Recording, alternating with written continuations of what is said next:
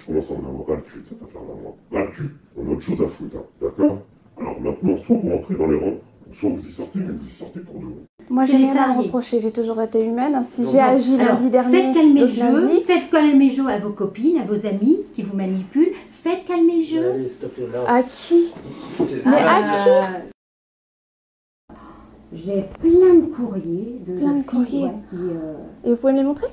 Oui, on fait un malaise, il y a eu un complot qui s'est... Un complot? Oui, un complot de... Oh, une fameuse soirée, tiens, une fameuse soirée qui s'est... Une soirée? Montage de complot. J'ai des écrits. À partir de 11-10, j'ai des écrits, madame. Vous cherchez quoi exactement? Qu'est-ce que vous faites là en ce moment? De quoi? Qu'est-ce que je...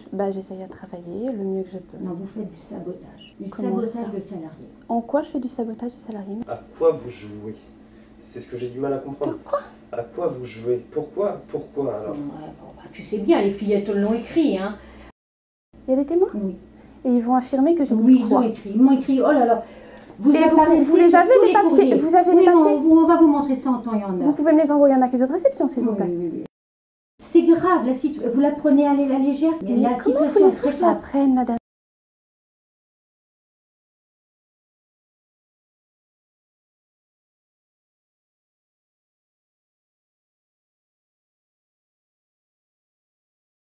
Un injecteur qui est cassé, qui est obsolète. Donc je ne peux pas nettoyer nickel. S'il y a des choses contre moi, qu'on me les présente. Moi après, je répondrai de mes actes en sachant que je l'ai toujours fait dignement. Voilà. Pour le respect de mes collègues en pleine humanité. Oui. Donc effectivement, avec on était au courant que ça se passait mal. Qu'elle n'était pas en capacité de prendre le poste dans son ensemble.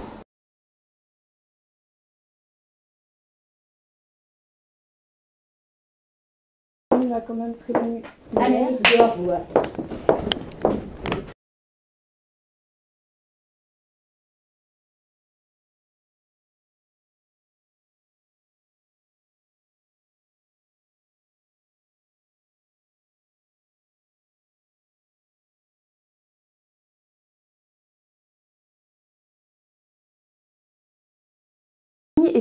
Avait des vertiges, ce qui signifie une baisse de tension, ce qui signifie qu'elle pouvait tomber en syncope d'une minute à l'autre. Oui, ce qui signifie que, oui, ce sont des choses qui arrivent, mais personnellement, j'estime que je prends soin de mon personnel, que je dois faire attention à mon personnel parce que c'est lui qui fait grandir l'entreprise. Ah oui, bien sûr. C'est lui qui donne l'image de l'entreprise. Moi, jamais rien eu à vous reprocher. Et là, ça a été le... Apparemment, jamais rien, non. Apparemment, il y a des... Apparemment, il y a des... Ouais, Apparemment, il y a des...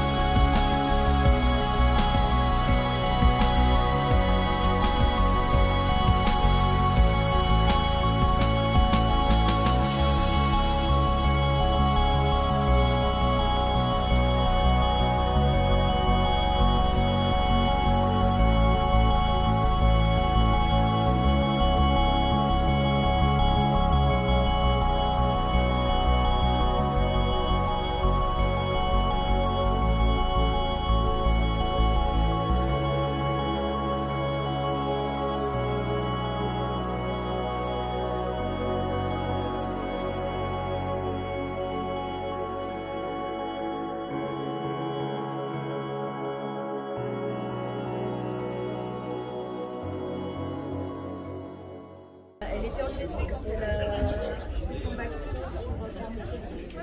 Il restait 4 années, 2 années de CAP, 2 années de bac. Plus de 4 ans de GSP, parce que les premières années, elles ne trouvent pas, mais on passe pas des champs. Mais je veux dire, on a 9 ans, voilà, on fait des roulades des tuyaux, on fait des échelles, voilà. Ensuite, elle a fait 8 mois de volontaire civil sur la caserne de Puy-en-Velay, où elle a pu préparer son concours.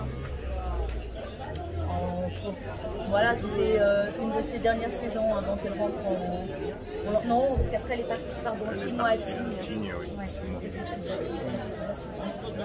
Et bah oui, parce qu'elle avait son concours quand elle est partie sur Tignes.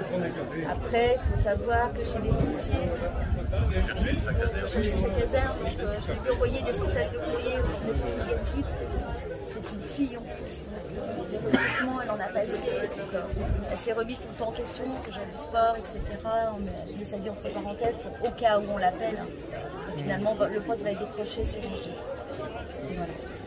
En 2015. Depuis combien de temps 2015 son recrutement a eu lieu en 2015, elle a commencé sa formation initiale le 1er février 2016.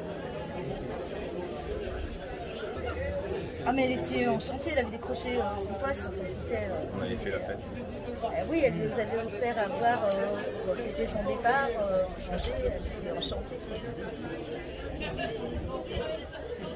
Et ça basculera la dernière semaine, on va dire dans les 2 jours. Parce que c'est là qu'elle va être convoquée, etc. Après, elle a toujours dit que, voilà, lui, enfin, c'est le dernier samedi où elle va me dire ça, 3 jours avant sa pendaison. C'est lui, tous les prétextes à me poisser, etc. Oui, tous les prétextes à me poisser, elle va décrire ça comme quelqu'un qui ne l'aime pas, mais c'est pas grave, on peut pas être aimé tout le monde. C'est comme le prof à l'école qui t'aime pas, tu connais pas les raisons. Enfin, voilà, et en fait, je vais lui demander, mais enfin, Lolo, raconte. Et elle me dit, mais t'inquiète, maman, de toute façon, je ne le verrai plus. Quand je vais rejoindre ma caserne, je ne le verrai plus. Et je lui dis, mais elle me dit, il me manque les 10 km, t'inquiète pas, par la suite je pourrai les faire. Elle s'est blessée, oui, elle s'est blessée parce qu'elle a vu son médecin aux alentours du 1er avril, dans ces eaux-là, enfin, l'entrée d'Angers, et elle va me faire toucher sa cuisse, voilà, oui, je vais sentir une boue, parce que maintenant, je vais sentir une boue. Donc elle ne peut pas passer ses examens ici parce qu'on n'a pas une IRM ou tout ça sur le pouce. Donc elle va prendre son rendez-vous sur Aix-en-Provence qu'elle passera puisque sa fille descend sur Aix-en-Provence à l'ENSOP, c'est ça. Et du coup elle va rentrer le week-end suivant. Elle n'a pas le temps, il faut qu'elle remonte sur Angers parce qu'elle va s'engager dans son appartement. Voilà, elle ne prendra pas rendez-vous. Et cette semaine-là, eh ben, si je comprends bien, elle va être convoquée. Et elle va falsifier. Et puis elle va rentrer le samedi, retourner voir son médecin sur Monistrol. Et là, il lui prescrira un certificat médical d'arrêt de 8 semaines. Et le samedi, elle va me le décrire comme on a appelé mon docteur. Alors je vais lui dire, mais qui ça alors, Yann? Ah mais lui, elle me fait, mais mon docteur aussi me l'a dit ce matin. Voilà, donc je vais lui faire ranger son nouveau certificat parce que la petite fille handicapée, donc je sais pas qui sabote. Et voilà quoi, c'est là qu'elle va dire de ses vies, tous les contextes, etc. Et voilà, mais on est parti ensuite faire des courses, les derniers achats pour son appartement. Le soir, elle va appeler son nom parce qu'elle veut récupérer des vieux casques, des vieux cuirs, parce que pour le baptême de cette fille qui va se produire le vendredi, elle a besoin de tout ça parce qu'ils ont prévu ces choses-là, défiler avec des vieux, enfin. Et là, elle me dira, il y aura une surprise, maman. Alors je lui dis, et c'est quoi ta surprise? Elle me dit, si je te l'ai dit, c'est pas marrant, quoi. Et je lui dis, c'est toi qui vas conduire le camion parce qu'elle avait passé son poids lourd pour être recrutée. Qu'elle a financé ses propres deniers en temps d'intérim. Malheureusement, le mercredi, on m'en laisse pas. Alors au départ, c'est le néant, je comprends rien, je comprends pas ce qui se passe. J'aurai juste la gendarme qui me dira que je n'ai pas besoin de dramatiser ça, que de toute façon, elle avait falsifié ce certificat, mais parce qu'elle était dernière en SPA. Alors je vais m'insurger parce qu'on est en train de m'annoncer la mort de ma fille. Et en même temps, j'ai pas besoin de faire le truc, elle était dernière en SPA. On prend un deuxième. Parce que j'y crois pas. C'est des mensonges. Donc je me suis insurgée en disant mensonge. Je veux une autopsie. Parce que pour moi, elle ne s'est pas suicidée, on me l'a tuée. Et je vais exiger cette autopsie et elle me dira, mais de toute façon, c'est la procédure. Voilà. Donc autopsie, il y a eu. Les résultats apportent certaines réponses. Il suffit apporter, elle s'est pendue, point barre. Si ce n'est la violence du geste. Et ça, je crois qu'on n'a pas forcément envie de poser les yeux dessus. L'administratif pour cette reconnaissance, c'est sûr. Le 16 juin. Avant le 16 juin, il y a d'autres procédures aussi dans le café? Oui. Il y en a 2 administratives. Procédure pénale. Procédure pénale. C'est quoi cette procédure pénale alors? En fait, c'est pour ça qu'ils dans le même sens. Hein. On veut que personne soit puni. Hein. J'ai pas de haine, j'en veux pas. Je veux juste que cette histoire, elle serve au plus grand nombre. C'est-à-dire que tout jeune recruté doit savoir qu'il a des droits et qu'il ne doit pas être reçu seul. Il y a des syndicats dans tous les SDIS. On devrait leur préconiser. Tu es convoqué, peu importe les raisons, mais tu dois être accompagné. Et au pire même d'un tiers, on les laisse pas seuls face à l'événement. C'est interdit. On n'a pas le droit. On n'a pas le droit. Surtout quand on est face à des supérieurs, elle qui respectait son uniforme et sa hiérarchie, je pense qu'elle s'est sentie dévalorisée, etc. D'ailleurs, c'est écrit dans son courrier. Elle n'est rien, elle n'est plus rien. Donc, toute cette vie vouée à ce métier, c'est terminé. Et du coup, c'est un regain un peu de morale quand on voit tous ces gens pour vous. Mais c'est énorme, de ça soutien, veut dire qu'eux aussi demandent justice. Il n'y a pas que chez les pompiers, ça se produit partout, quoi, en fait. Ça, c'est des affaires. Parce qu'il est triste, c'est quand même que chez les pompiers, on n'est pas vu, en plus, sont des arrois. Je crois que tous les jours, ils sont envoyés sur des ETS, etc. Et ils sont censés aider. Elle n'a pas été aidée, pourtant on va voir son désespoir. C'est quand même triste. Ce qui se passe après un décès pareil. 3 ans, il n'arrive même pas à respecter, il n'a même pas le droit à sa dignité. Notre employeur, une déclaration que nous diront les parents qui nous demandent pourquoi ils ne nous ont même pas envoyé une lettre de condoléances. Alors c'est quand même bizarre. Il y a une préfète quand elle voit son directeur, donc notre employeur prend la voix de son directeur qui ne sait même pas répondre à ça. Ils n'ont pas envoyé de lettre de condoléances. C'est limite, elle ne faisait pas partie des nôtres. Par contre, on sait faire toutes les manifestations, les cérémonies avec les foufous, c'est pas dur. Il y a du monde pour ça. C'est dur à avaler? C'est pas que c'est dur à avaler, c'est que c'est inacceptable. Il y a des règles pour protéger les gens, y compris dans tout le monde du travail, que ce soit chez les employeurs, c'est comme on va dire à un moment. Elle a juste droit au respect, ce qu'elle veut, c'est la vérité. Quand quelqu'un est mort, ça ne la fait pas revenir, mais la vérité, c'est ce qu'on lui doit à elle et à ses parents. Ça s'appelle la dignité, c'est tout. On a marché dessus et c'est ce qui a ému autant les gens de chez nous que d'ici, qu'en traversant la France, on rencontre des maires et autres qui nous donnent leur soutien. Et voilà, ça veut dire ce que ça veut dire. Il y a des choses qui sont insupportables aujourd'hui dans le monde du travail, et ça en fait partie. Il y a des règles à respecter quand on convoque quelqu'un pour annoncer quelle que soit la sanction, on s'en fout de pourquoi comment. On ne la convoque pas seule, elle est accompagnée, c'est des règles, des articles de loi pour ça. Et l'inspection du travail est passée chez nous, elle le rappelle à l'employeur, c'est le premier employeur qui voit depuis 30 ans dans notre département, qui ose lui dire refaites votre copie et peut-être que là je vous montrerai. Donc, voilà où on en est, voilà notre employeur. Ça c'est factuel, c'est pas des vues de l'esprit. Donc c'est inacceptable. Tout le monde. Donc aujourd'hui la marche en mémoire de Lauriane de 518 km par des coureurs d'Angers où elle a été embauchée comme pompier professionnel jusqu'à Grazac où elle est d'origine chez ses parents a marqué les étapes que nous franchissons une par une depuis 5 ans pour faire reconnaître son suicide comme accident de travail tout simplement puisque les preuves sont là, matérielles, qui montrent, y compris dans la lettre qu'elle a laissée, le lien de causalité, le lien qui existe entre le travail et son geste. On lui apprend la veille au soir de son geste qu'elle va être licenciée et elle se suicide. L'employeur, dès ce jour-là, construit un déni organisationnel du travail flagrant à nos yeux, qui nous oblige à aller jusque devant les tribunaux, y compris les parents, devant l'inspection du travail, qui nous expliquera les manquements qu'a commis l'employeur en l'espèce, lequel employeur, lui, va rechercher depuis 5 ans à ne parler que d'une faute personnelle, de rechercher ce qu'il pourrait y avoir chez Lauriane qui ne connaissait pas plus que quiconque, jusqu'à aller faire une autopsie psychiatrique, des choses complètement dégueulasses, pas d'autres mots, qui font qu'à nos yeux, on ne peut pas laisser un sujet comme ça. Ça a laissé personnel différent dans la collectivité. Il y a eu un avant et un après 2016, comme disent beaucoup, où les valeurs les plus basiques qu'on doit à chaque être humain n'ont pas été respectées. Donc nous, notre travail était de demander donc à CHSCT en tant que syndicat, qui a bien évidemment été refusé. Et comme je vous disais, aujourd'hui, il y a un tribunal administratif dont on attend la décision par rapport à l'imputabilité au service de cette personne.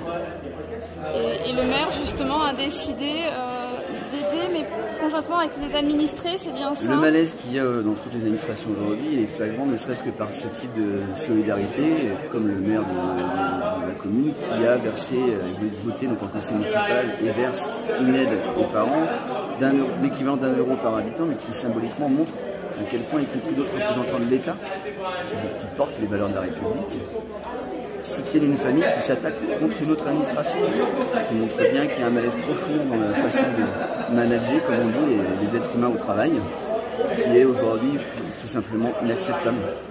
Lauriane, ce que demandent les parents et ce qu'on demande tous, c'est la vérité.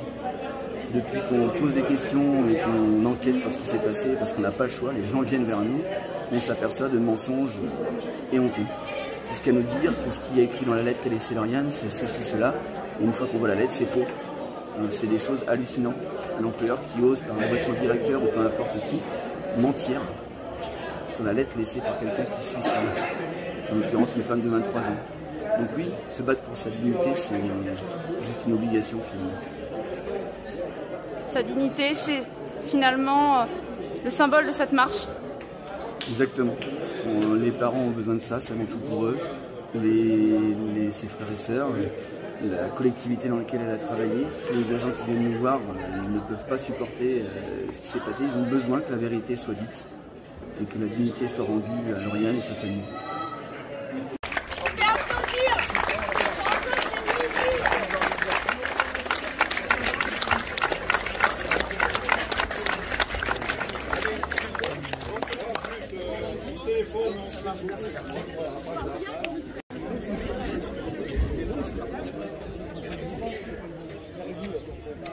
Lauriane, ça a été pour moi avant tout une voisine. On s'est connus tout petit, on a appris à faire du vélo, on a bu l'apéro avec les parents, on a fait les premières conneries ensemble. C'était ma deuxième sœur. Et puis après on s'est un peu quitté par rapport à ses études et tout. Et quand elle est revenue, JSP, après pompier avec nous. C'était un grand moment parce que c'était quelqu'un qui se taisait jamais. Si quelqu'un avait tort, elle le disait. Ça ne plaisait pas forcément par rapport aux anciens. Et on se retrouvait pas mal là-dedans. Et c'est vrai que après ça, voilà, il y a eu des personnes qui l'ont pas aidé par rapport à ça. Il y en a d'autres qui l'ont poussé justement pour de rester comme elle était. Et elle est partie faire ses classes du coup à Angers. Et c'est là qu'on l'a perdu, quoi. En tant que collègue pompier, moi j'ai eu plein de souvenirs avec elle quand on faisait nos voyages intercentres avec Grazac-Lapt, quand on a fusionné, elle était là avant, elle est restée, elle était là après, voilà, enfin, c'était une fille qui en voulait, elle était tout le temps elle-même. C'est pas une fille qui disait oui et le lendemain non. C'était naturel pour elle. Naturel, elle savait où elle voulait aller, elle avait du caractère, mais elle était aussi un soleil pour ses proches, elle souriait tout le temps, elle était blagueuse, elle était très vivante. Ah oui, Lauriane, dès qu'il y avait une connerie à faire, c'était la première. On est parti en vacances au Baléares avec elle, avec toute l'équipe de jeunes de Grazac, Lapt, avec ses parents, des anciens. Dès qu'il y en avait une affaire, c'est la première, quoi. Voilà, c'est une bringueuse. Mais dès qu'on rentrait dans les pompiers, c'était le métier de pompier à fond. Sérieuse, elle nous a toujours dit qu'elle voulait faire ça, et puis voilà, c'était le sérieux dans son métier. Pour elle, c'était une institution. Philippe était pompier avec nous, il lui a mis la maladie, comme on dit. Et après, voilà, ça l'a suivi, et puis ça l'a jamais lâché. C'était quand même un sacré numéro, notre Lolo. Elle savait ce qu'elle voulait, voilà, et là, ça a été vraiment trop loin à la fin, mais je pense qu'elle aurait fait un pompier hors pair. Et vous, quelle est la phrase avec laquelle vous définiriez cette jeune femme, Lauriane? Moi, je la définirais comme persévérante. Elle n'a jamais voulu lâcher. La preuve en est que déjà, dès son plus jeune âge, elle figurait déjà sur le calendrier des pompiers avec un casque qui, à l'époque, lui était trop grand. Mais elle savait déjà qu'elle voulait faire partie de ce monde-là, et ce qu'elle n'a jamais lâché. Et ce qui, malheureusement, l'a emmenée. Finalement, quelle image souhaitez-vous qu'il reste d'elle? Parce que c'est cette jeune fille souriante qui a envie de s'en sortir quoi qu'il arrive, et qu'il faut prendre la leçon de cette histoire aujourd'hui. Après, il faut garder l'image de Lauriane comme une personne qui était à fond dans ce qu'elle aimait, donc les pompiers. Et puis voilà, moi je pense qu'il ne faut pas penser à la dernière minute de Lauriane, mais c'est sûr que quand on passe à elle, on est obligé d'y penser en même temps. Après voilà, il y en a qui diront que c'est la vie, moi je dis que c'est injuste, il n'aurait pas dû se passer ça, quoi. Après voilà, qu'est-ce qui s'est passé, on ne le saura jamais.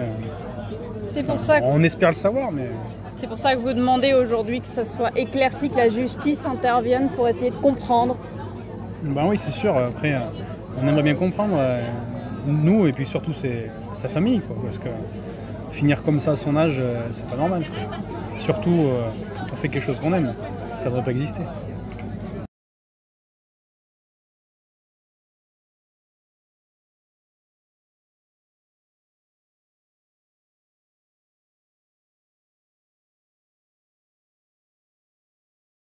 De cette générosité, de grand cœur que vous avez eu pour Lauriane. C'est tout cela réuni pour elle. Merci.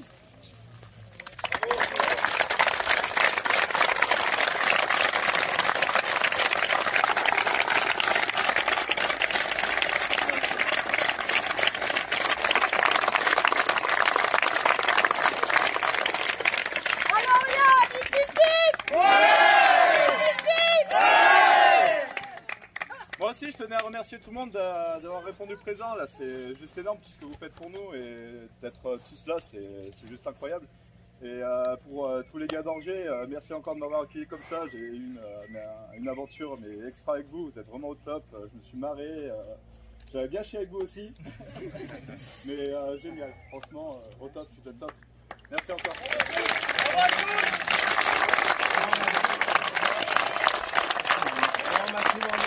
On m'a souvent dit, méfie-toi des syndicats, ils sont pour les patrons. Alors nous, on est tombé sur des personnes, ce sont des amis maintenant, ça n'a rien à voir. Ils nous ont aidés tout le temps pendant ces 5 années. Ils nous lâchent pas, je suis sûre que je peux appeler à 3h du matin, un des trois va me répondre. D'ailleurs, sur mon téléphone, je peux vous montrer, je les ai appelés. Ange gardien, le premier qui est Olivier, qui va venir vers moi. Deuxième ange gardien qui est Samuel, et le troisième c'est Michael.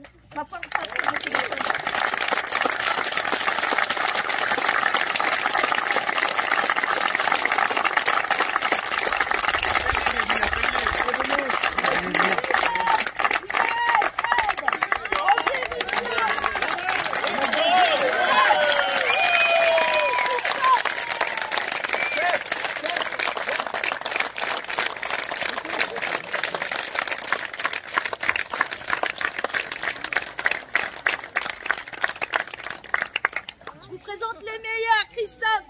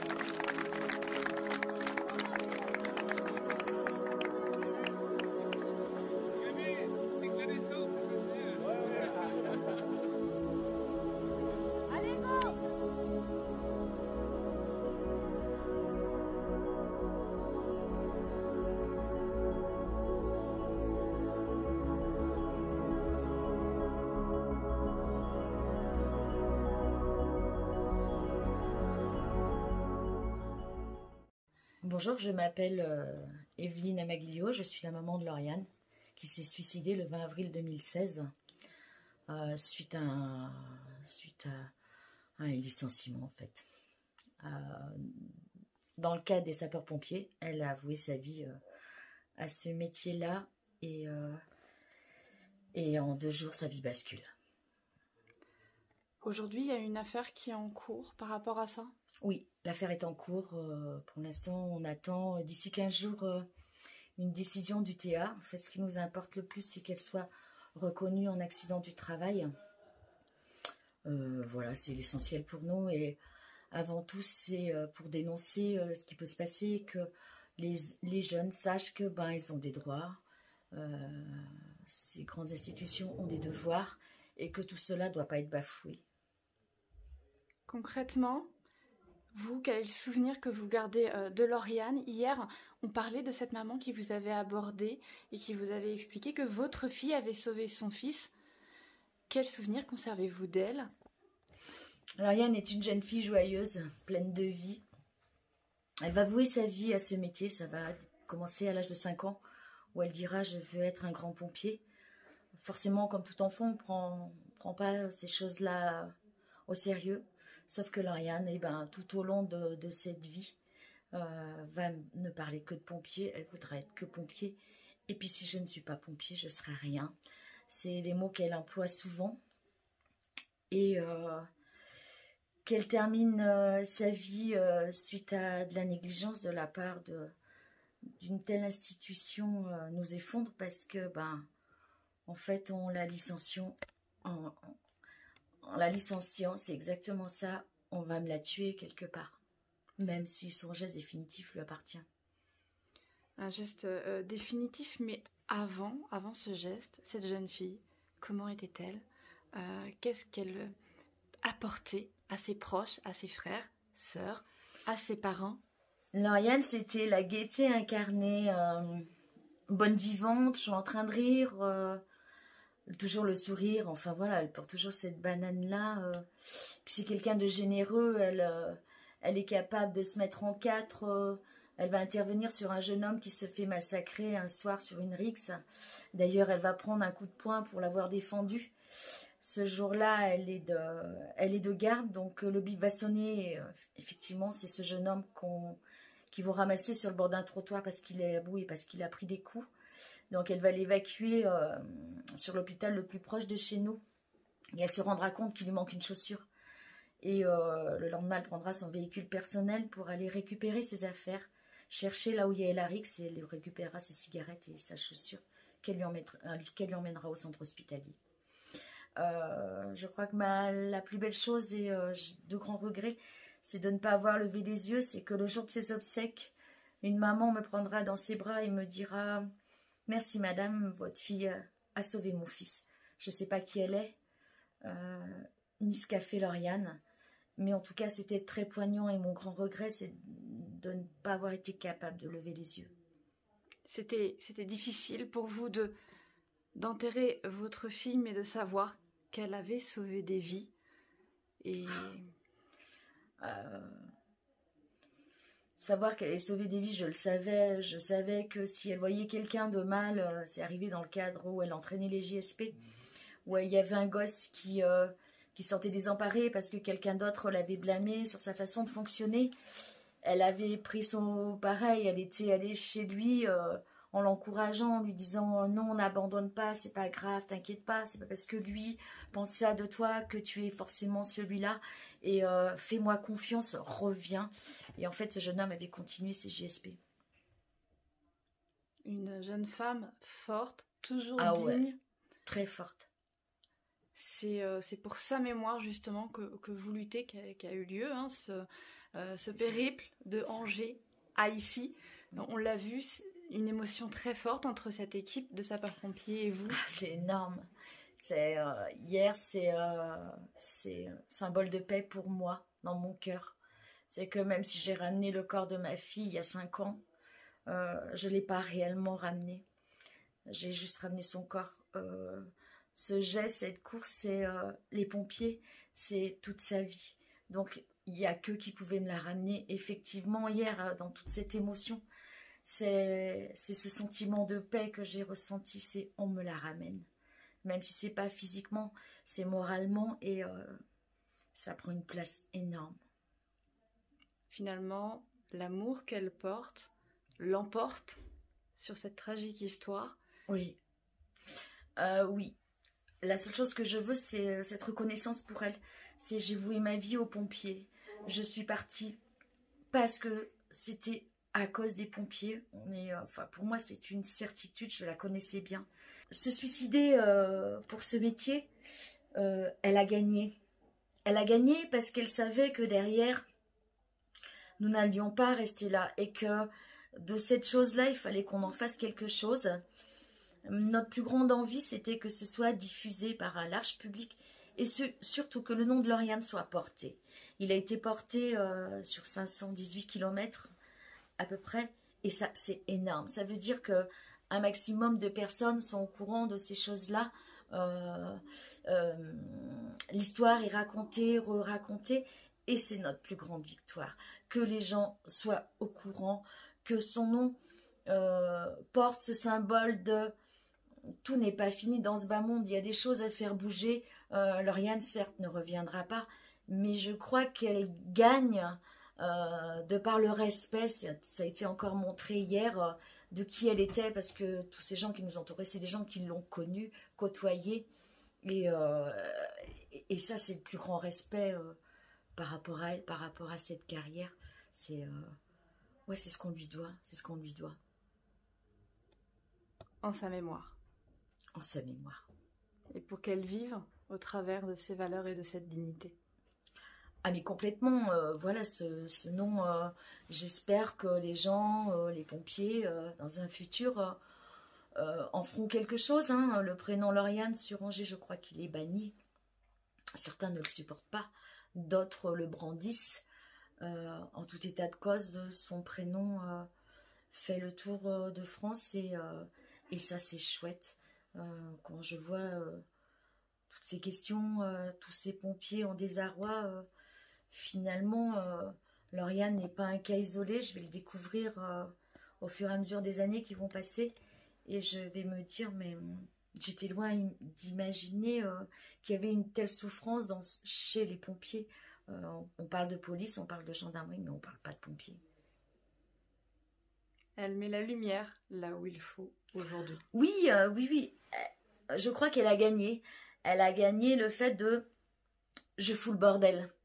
Je fous le bordel parce que ben, moi, au final, ça n'a pas marché pour moi, mais ça peut servir qu'à d'autres, quoi. Que mon histoire soit répétée, qu'on s'en empare pour effectivement protéger les futurs pompiers qui vont arriver dans ces cadres-là, où c'est quand même malgré tout un cadre militaire. Mais malgré tout, même un cadre militaire, il y a des devoirs, hein, et ces jeunes-là ont des droits.